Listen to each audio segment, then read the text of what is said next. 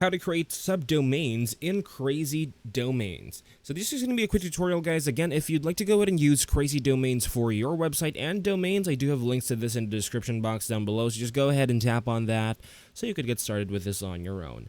So let's just go ahead and hop right into it. First, I want you to go on over to crazydomains.com, and once you're there, I want you to go ahead and log in to your preferred accounts. If you haven't done that already just yet, go ahead and just tap on sign up to create your account.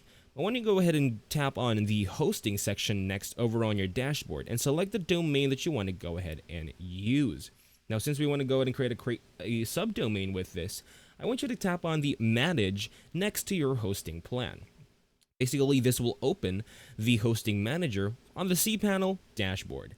Once you're done, I want you to go on over on the hosting manager section, scroll down, and I want you to find for the subdomain section.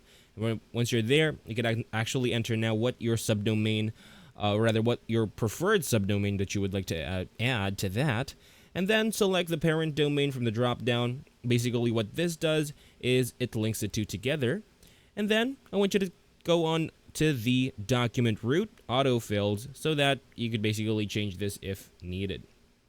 Once you're done, just tap on create, and then you can upload the file to the subdomain folder via the file manager. And basically, that's all for this video.